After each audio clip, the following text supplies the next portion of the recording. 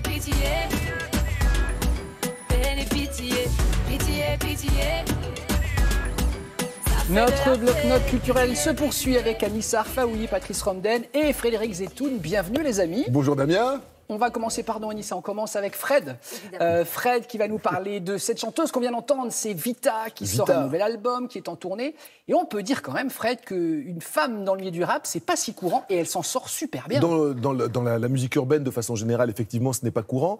Elle a démarré, on s'en souvient, il y a une petite dizaine d'années avec Diams, avec sa copine Diams, cette Confession nocturne, cette chanson qui a été parodiée ensuite, et avec quel talent par Pascal Obispo et Michael Young. C'est vrai que dans le milieu de l'urbain, dans la scène rap, il n'y a pas vraiment beaucoup de femmes, et surtout des femmes avec ces valeurs-là. Généralement, dans le milieu rap, on s'attend à des valeurs un petit peu de rébellion, à des messages un petit peu subversifs. Là, on est dans quelque chose qui dénote tellement c'est rangé. C'est une femme rangée qui s'est mariée, qui prône sur scène le mariage, qui demande à ses fans de se marier et d'avoir des enfants. Ce n'est pas si courant. Elle va faire l'Olympia. Nous sommes donc à la veille de son Olympia. Elle fera l'Olympia. Je crois que c'est déjà complet lundi prochain, le 29 octobre. Là, elle était à Reims, au Grand Cabaret, le Grand Cabaret à Reims qui s'appelle le K.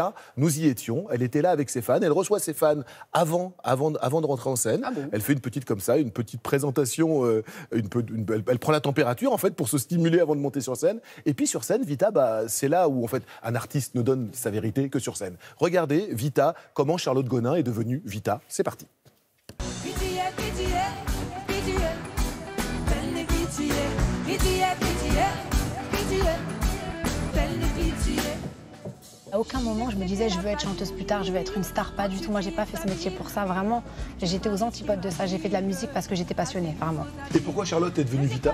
Alors Vita c'est le prénom de ma maman, c'est le prénom de mon arrière-grand-mère sicilienne. C'est un prénom qu'on porte, les femmes de ma famille portent de mère en fille et puis c'est la vie en italien et c'était un clin d'œil à mes origines siciliennes. Peine et pitié, pitié, pitié, pitié.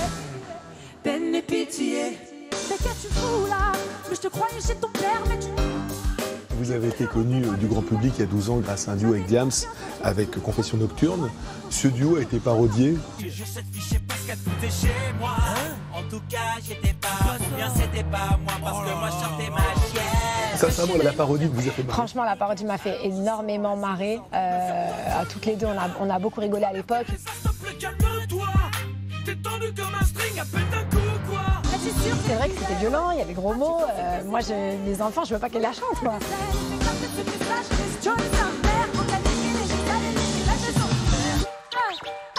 Sur la scène urbaine, sur la scène rap, il y a très peu de réussite féminine.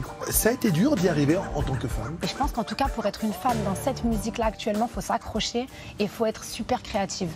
On a de grands projets, comme d'hab. Dans la vie, on sait jamais, non. C'est un vrai combat, c'est un vrai travail, sincèrement. Alors moi, je m'éclate avec mon public et je suis très très contente et ravie d'être sur scène en ce moment. Mais je vous cache pas que c'est du travail depuis 3 ans aussi, parce qu'il faut aller chercher les médias, il faut aussi leur montrer que nous, on est des femmes et que sur scène, on a des choses à dire et que sur scène, ça joue live et que ça chante.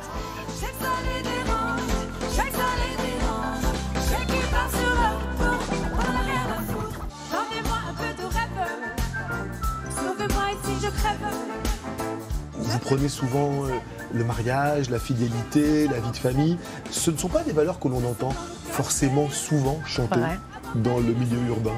Vous êtes très à part par rapport à ça. Moi, je dis très honnêtement que je suis un peu réac là-dessus. C'est vrai que je pense que ça vient aussi du modèle qu'on a. Moi, j'ai des parents qui m'ont donné ce modèle-là.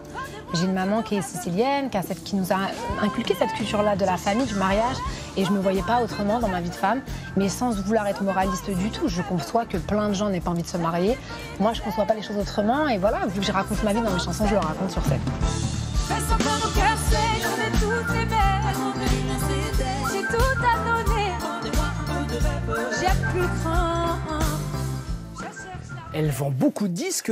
Son 5e album est déjà 100 000 exemplaires, donc c'est un double disque d'or. Des stars écrivent pour elle. Alors franchement, c'est la record woman des duos. toutes les stars du rap, et pas que du rap, Stromae, et Peine et Pitié, la chanson qu'on a entendue, Stromae, a écrit pour elle. En ce moment, elle est en tête de tous les tops avec un duo avec Slimane qui s'appelle Je te donne. Elle a fait un duo avec Maître Gims. Avec Maître Gims, avec Jul, avec Claudio Capéo. Vraiment, tout.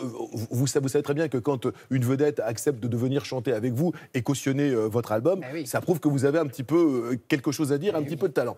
Franchement, c'est vraiment quelqu'un. Moi, je ne connaissais pas ou je connaissais peu. J'écoutais la radio, bien évidemment. J'ai un petit garçon de 11 ans qui écoute aussi, Vita. Donc, effectivement, je me suis intéressé à elle. Et sur scène, encore une fois, c'est là où on voit la vérité d'un artiste. C'est là où un artiste se révèle tel qu'il est. Sur scène, franchement, il faut aller la voir. C'est un joli spectacle. Et franchement, les fans repartent enchantés. Le titre J4M, ça veut dire quoi, Fred, vous savez? Alors, J4M, c'est moi-même, myself, c'est je, moi-même, myself and me. Voilà. Donc J4M, je, moi-même, myself and me. Voyez, on apprend des choses. Voyez, mais vous... Merci. J'ai bien... Ça fait référence à J6M, Jean-Marie Messier, moi-même maître du monde. Voilà, là c'est J4M, merci. Que de culture, mais que de culture dans cette émission. On a bien fait